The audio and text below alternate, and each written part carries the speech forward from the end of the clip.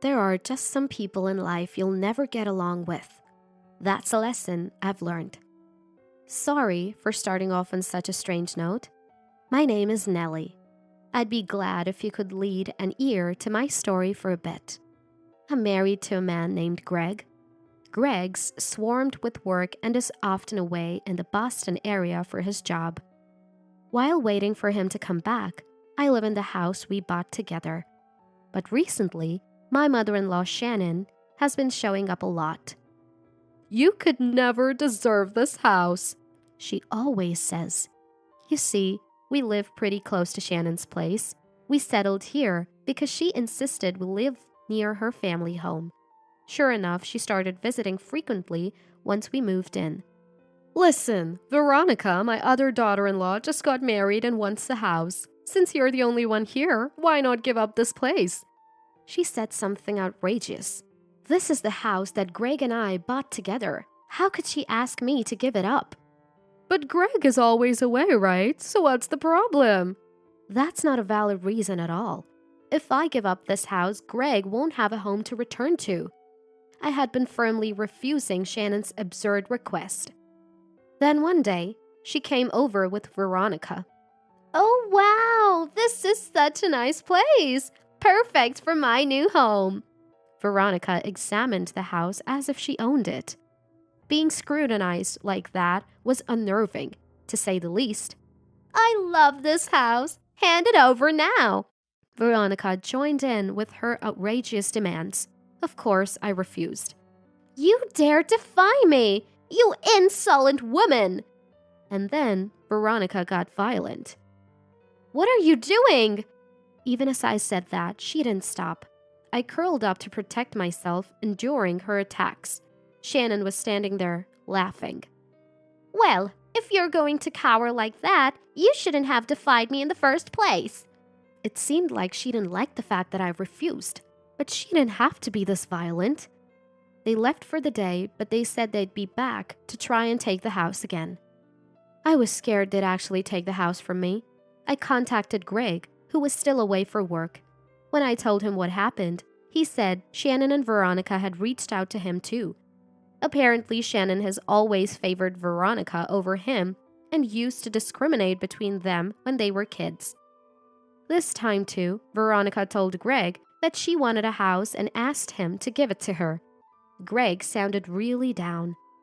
I tried my best to cheer him up. We couldn't talk much because he had work left.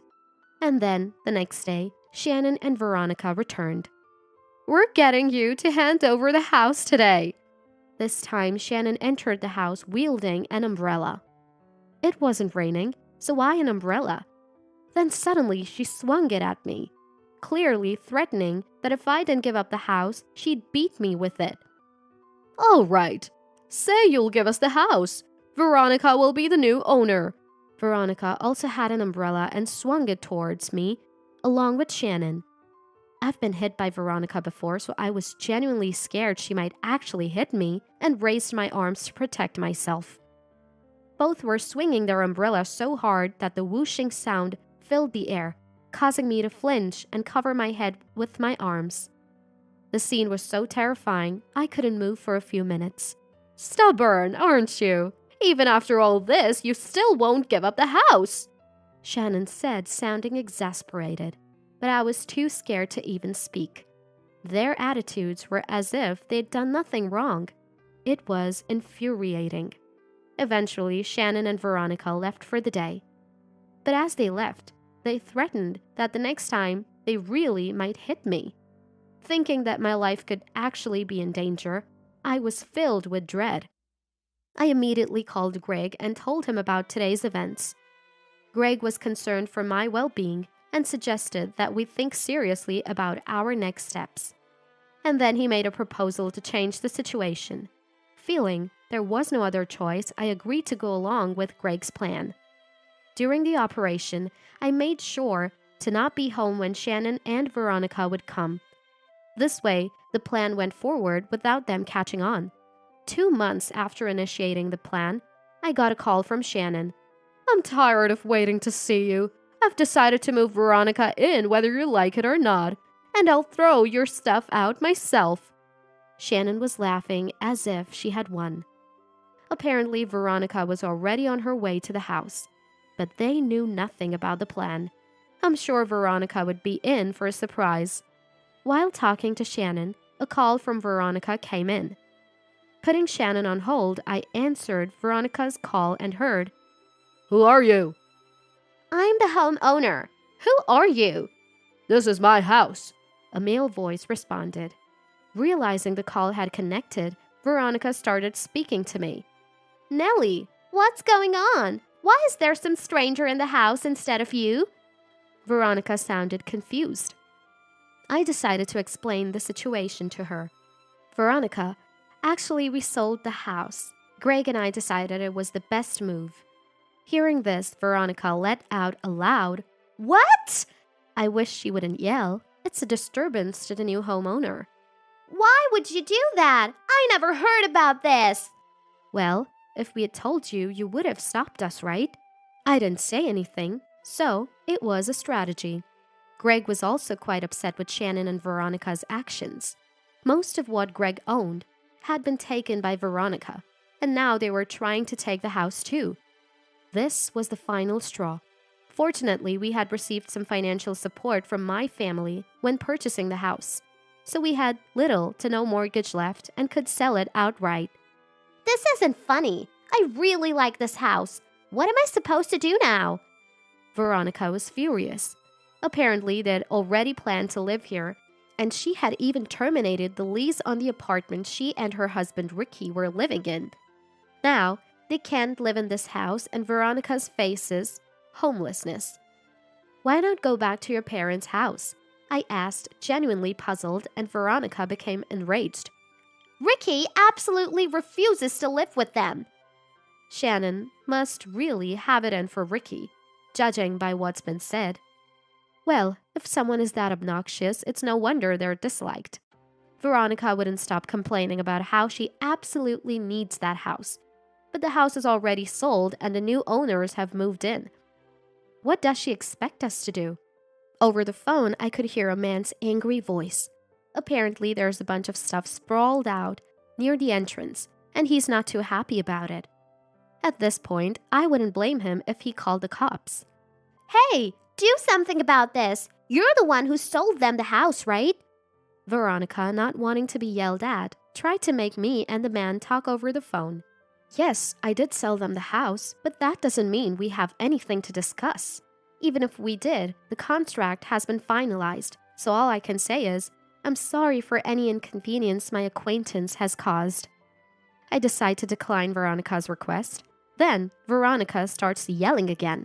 Causing a ruckus in front of the house is bothering not just the man, but all the neighbors too.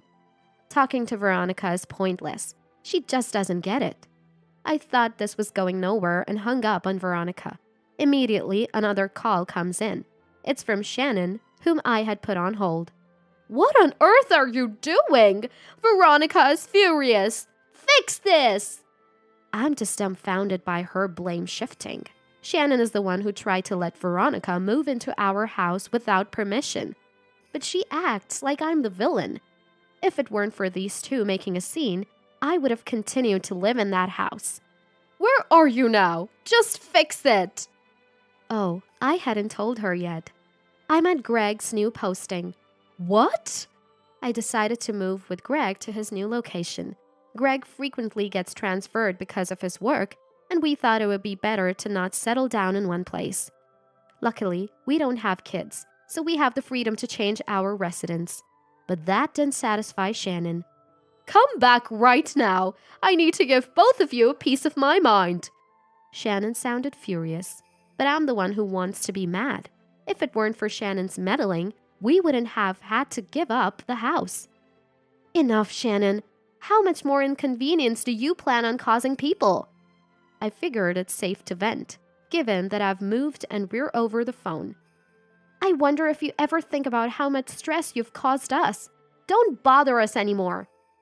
Hearing my resistance must have really infuriated Shannon. She was screaming so loudly over the phone, it was hard to understand what she was saying.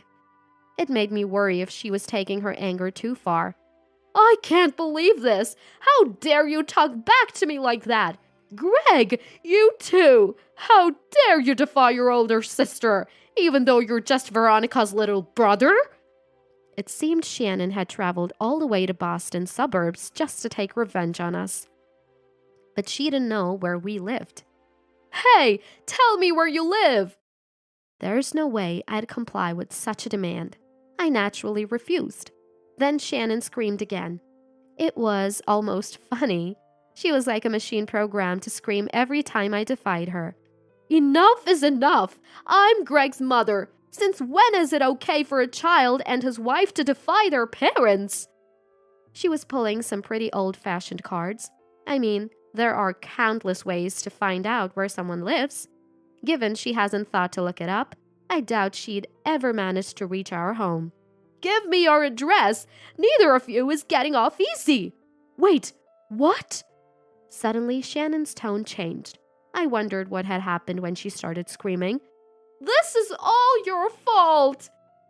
Turns out, Veronica had been taken away by the police, aggressively demanding a man leave his home, and he finally had enough and called the police. Well, that figures.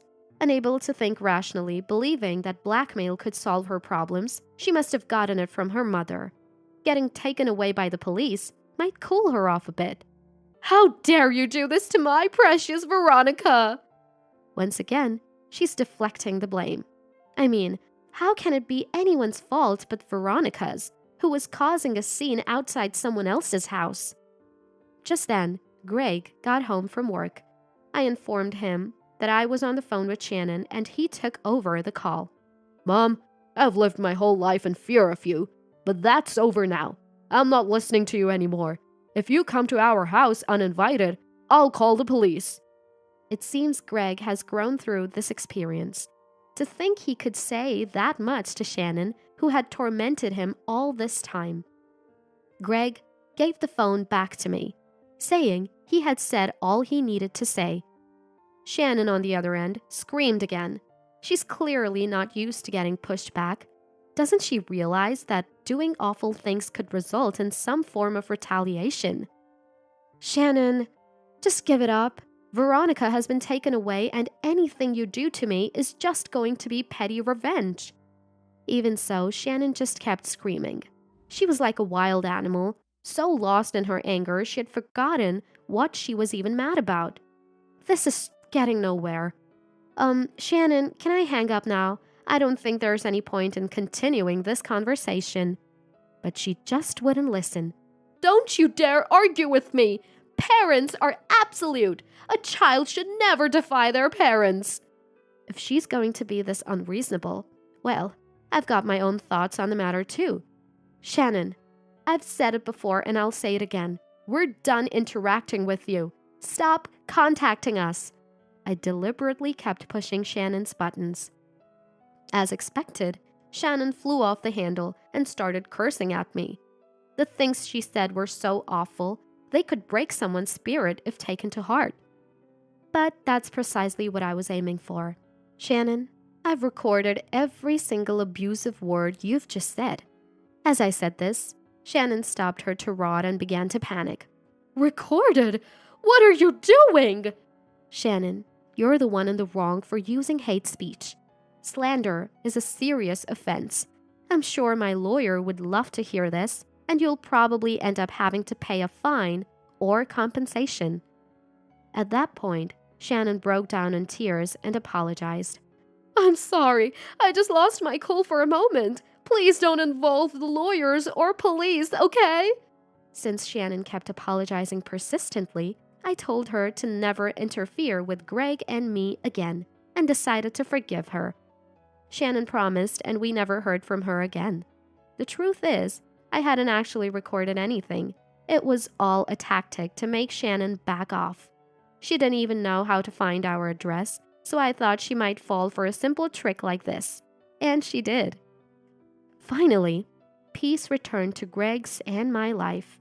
I heard that after being taken by the police, Veronica had to pay damages to the tenants. Having lost their home, Veronica and her husband Ricky moved in with Shannon. But within a few days, Ricky was talking about divorce, and it seemed Veronica was going to be divorced. To top it all off, Shannon had been hurling insults at Veronica's Ricky too, and I heard she also ended up having to pay damages for her insults. Both Shannon and Veronica ran out of money, and what used to be a friendship turned into mutual loathing.